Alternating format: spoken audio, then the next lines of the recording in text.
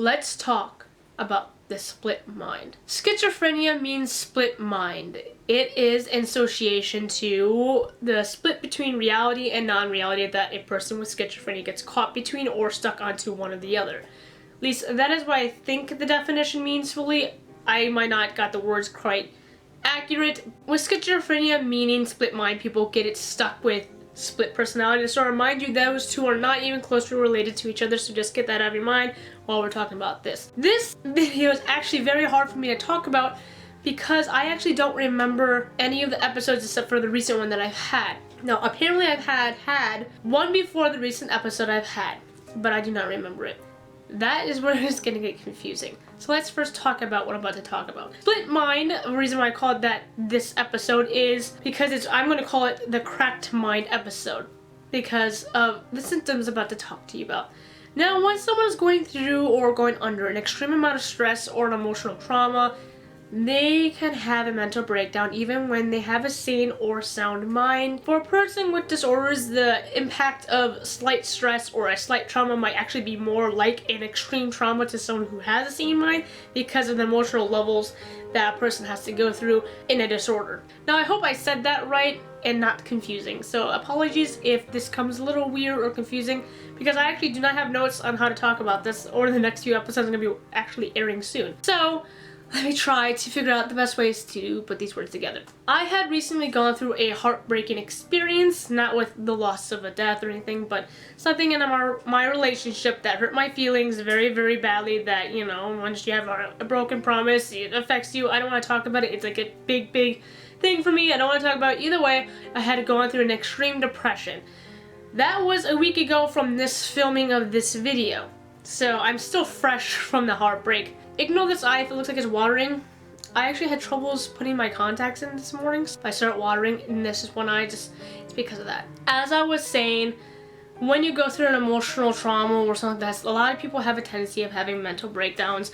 I like to think of myself as someone who's really strong, who has to have gone through these episodes for many years, and I like to see it as every single episode I'm going to get stronger, although they get worse and worse.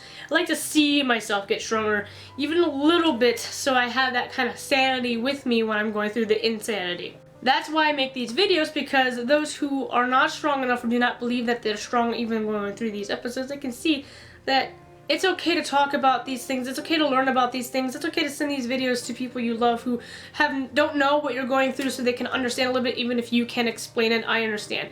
Now, a cracked mind. Now that I told you that I've gone through a heartbreak, I can tell you what leads to my cracked mind. Now, like I had mentioned, I do not remember the first time I've had one.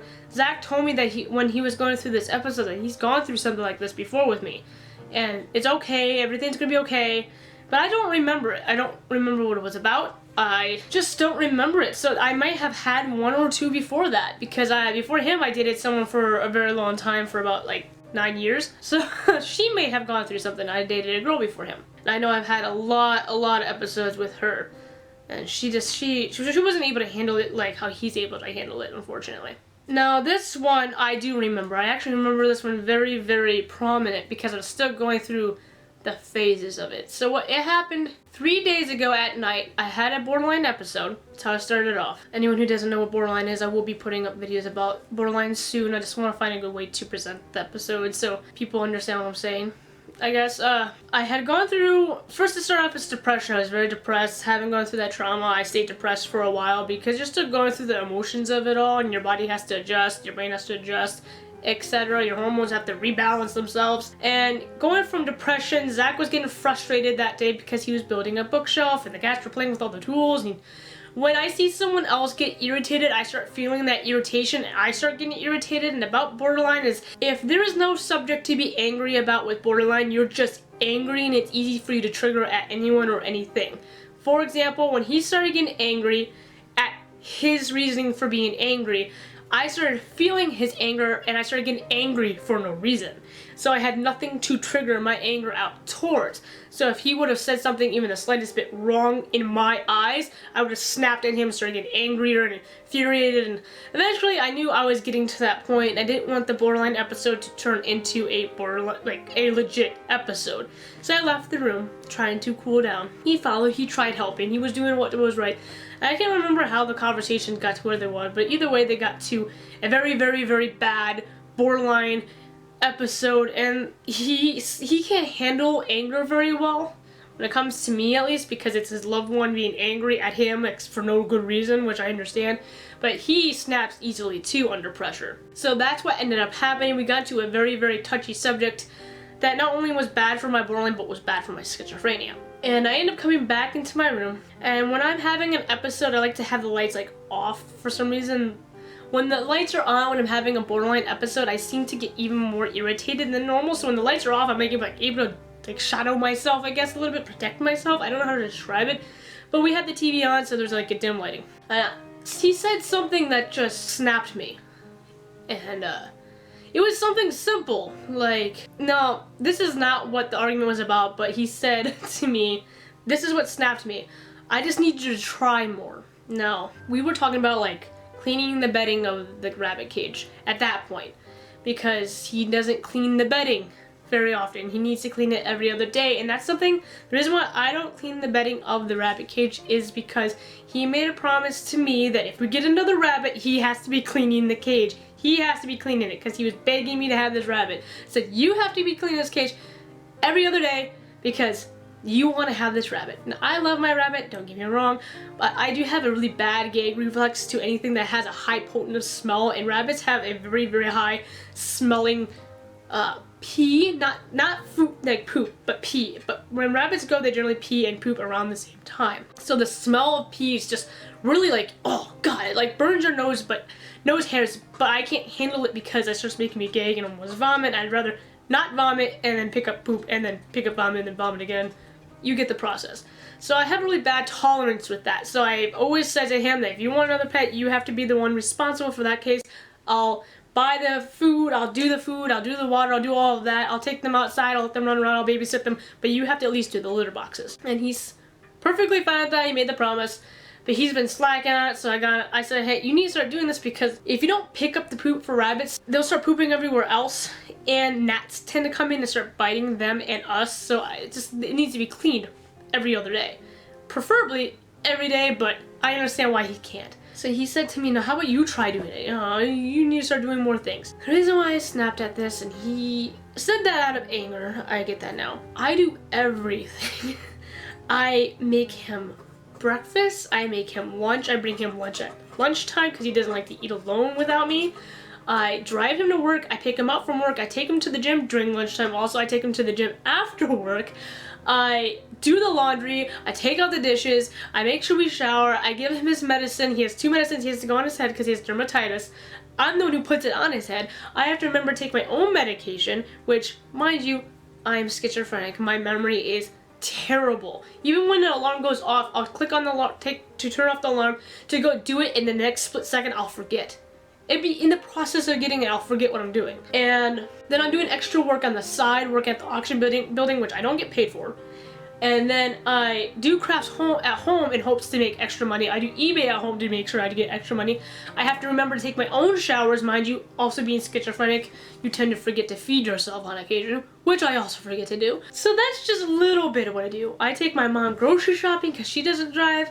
I watch the house when they're home. I take care of our babies who have ringworm. I've been making sure he bathes the cats because I can't seem to do it. I get scratched up a lot, and I'm allergic to cats, so when I get scratched up, I get like inflamed. So I do a lot of things when we are at home and out of home and everywhere else. So when he told me, how about you try to do a little bit more, it's like, bitch, please. And that's when I snapped. And now let's talk about the actual episode. Now that you see where it got to, what can break in a person's mind like me, who is very strong, at least a lot of people like to believe I'm strong. The cracked mind is extremely scary. Now, I'm not really that scared of my schizophrenia. I see things, I hear things, I do feel an immediate paranoia that does put me in a great deal of fear at a moment. And then after my brain returns to reality, I'm a little bit better, I'm able to handle things better. I'm actually more scared of my borderline episodes than my schizophrenic ones. Except for this one, which is a little bit scary because this is the first time I actually remember it. So what ended up happening is I'm gonna try to explain this as best as possible with how chaotic it was during the episode. After he said that, I said, try? And then I felt in my head like a split. Not like a physical one, I just felt like a split between, I felt like my soul was just being torn into half, and my spirit was being torn, and my brain was being torn, and it went like that afterwards. It went from, all of a sudden I started bawling out, crying, like, I'm not good enough, I'm horrible, I don't do enough, I don't do anything. And I started saying these things that my voices say, that my very voices tell me all the time in my head. I started saying without my control. Now, I do not have split personality. I am not possessed by a demon. Get that out. I'm not. This is the first time this has happened that I remember. Apparently there's only one other time, but I'm not any of those two things. I started saying these things. I couldn't control them. They just started coming out of my mouth. And then a semi-second later, all of a sudden I was angry. I was screaming at him. So loud I was screaming that I'm surprised my parents didn't come in. It was 3 o'clock in the morning when this happened. I started screaming at him. And it wasn't understandable. It was gibberish, like, get away from me. Get away from me, And I started talking about in third person and first person, like, I can't stand, or she can't stand this, I can't stand this. And it was a mixture of those two because my brain couldn't handle the reality and the non-reality and the emotions, instability between the two. And then it went from that to laughing, like, cackling laughing and freaking out laughing about nothing, and laughing but saying depressing things like, I can't do anything. It was creepy, remembering back to this, by the way. And then it would go back to crying and then cackling again, like in the middle of crying. I would stop crying and start cackling, and then back to anger, and it was back and forth, and he couldn't get near me. Every time he got close to me, I started like clawing and throwing things at him, telling him, don't touch me, get away from me, leave me have my bubble, let me have my bubble. And none of this made any sense because I'm not normally like this when I'm going through things. I don't mind him being that close, but I don't like to be touched during an episode because I don't know, it's like I put a barrier over myself, and anyone who enters that barrier becomes a danger zone for themselves and for me. I don't want you guys entering that zone. I was very, very, very, you couldn't understand me. And he was all back and forth and was talking to myself, like, why would he do this? And some things I just started talking about that made no sense. Like, randomly during this episode, I said, like, Animal Crossing is a great game. And I was like when I think back of it, I'm like, what? Why did I say that during that? Now I will probably forget this episode after like another week. Okay, that's how bad my memory tends to be. But if I forgot the other one that's similar to this, I might forget this one, and that's why I wanted to get this episode video up as quickly as possible before I would forget it, just in case anyone has to go through this experience as well. Now this continued happening for another hour and a half, and it started slowing down. The cackling started slowing down, the crying started slowing down. I would start crying, but like I couldn't, like, it wasn't like sobbing, it was just the tears were coming out even when I was just talking. I started seeing things more vividly. Anything that moved near me, even slightest, like if a cat came near me, I became instantly afraid. I was like, and I would freak out like that, and Zach had to remind me that it's not there, it's okay, everything is okay, there's nothing there. And then I started seeing like circles, like polka dots everywhere, and I was like, I'm seeing dots, I'm seeing polka dots, I'm seeing dots. He's like, okay. And then he would start talking to me, and I'll be staring around like this, watching the polka dots. I still remember them too. And he'd be talking to me, and I don't remember anything he was saying to me. I don't remember a thing after that. But I know that it was cracked. He had to literally get me out of that corner, force me out of that corner, and then get me on the bed and start getting me ready for bed because I couldn't do anything. My brain after that was like shot. I couldn't talk much. I wasn't crying anymore, luckily. I wasn't screaming anymore, but I was still at that panic mode, like, don't touch me! I just called it a cracked mind because I felt that crack in me. I felt that sudden horror of split everything. I understood exactly at that moment what split schizophrenia means by that notion of definition, and what that means right there, other than the split between reality and non-reality, which is gonna be a whole nother video, but I felt a bigger split than that. Well, like I said, that happened 3 days ago, and I'm still suffering from that cracked mind episode. I now certainly have not like an actual catonic episode where you just stare into outer space and you don't do anything.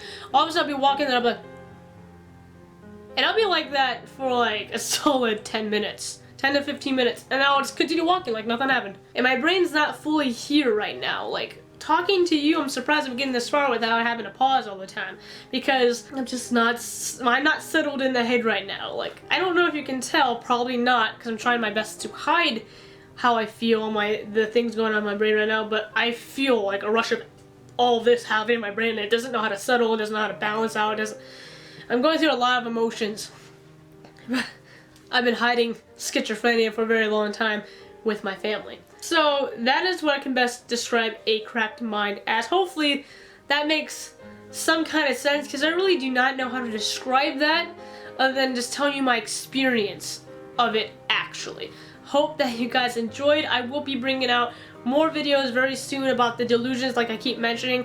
I just gotta find better ways to present my delusions and the delusions I've had in the best way, story-wise, so it's understandable. I'm also going to be bringing out borderline episodes very soon. The reason why I'm doing schizophrenic ones is because it's easier to present the symptoms better than borderline, I would believe, in my opinion. Because all I really can explain for borderline is the extreme anger, but I want to bring in the other aspects like the impulsiveness, etc. but into their own videos to make it more understandable for people. I just gotta find the best way to present them.